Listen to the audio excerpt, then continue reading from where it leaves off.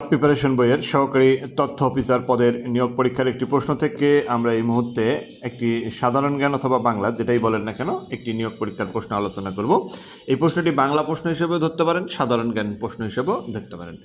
নিচের কোন গ্রন্থ ঢাকা থেকে প্রথম প্রকাশিত হয়? এখানে চারটি অপশন নিচে দেখতে পাচ্ছেন: অগ্নিবীণা, নীলদর্পণ, মেঘনাদ বধ কাব্য এবং দুর্গেশনন্দিনী। এখানে চারটি অপশন আছে। আমি সবসময় আপনাদেরকে বলি আপনারা অপশন ছাড়া পড়ার চেষ্টা করবেন, অর্থাৎ অপশন ছাড়া প্রশ্ন পড়ার চেষ্টা করবেন। আমরা যদি খেয়াল করি, ঢাকার বাংলা প্রেস থেকে প্রকাশিত প্রথম গ্রন্থ দীনবন্ধু মিত্র রচিত নাটক নীলদর্পণ। অর্থাৎ ঢাকার বাংলা প্রেস থেকে প্রকাশিত প্রথম গ্রন্থ হচ্ছে কি? দীনবন্ধু মিত্র রচিত নাটক নীলদর্পণ।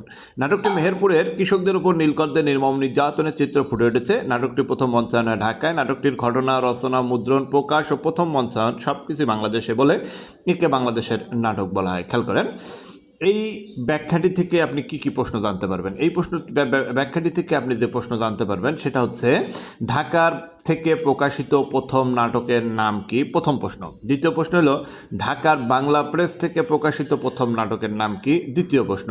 তৃতীয় প্রশ্ন হচ্ছে দীনবন্ধু মিত্র রচিত নাটকের নাম নীলদর্পণ, মানে নীলদর্পণ কার লেখা নাটক? এটি তৃতীয় প্রশ্ন। চতুর্থ প্রশ্ন হচ্ছে নীলদর্পণ কী ধরনের গ্রন্থ? পঞ্চম প্রশ্ন হচ্ছে ঢাকার বাংলা প্রেস থেকে প্রথম কোন গ্রন্থটি প্রকাশিত হয়?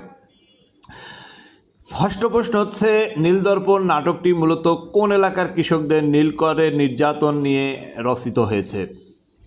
সপ্তম প্রশ্ন হচ্ছে নীলদর্পণ নাটকটি প্রথম মঞ্চায়ন হয় কোথায়? অষ্টম প্রশ্ন হচ্ছে বাংলাদেশের প্রথম নাটক বলা হয় কোন নাটকটিকে?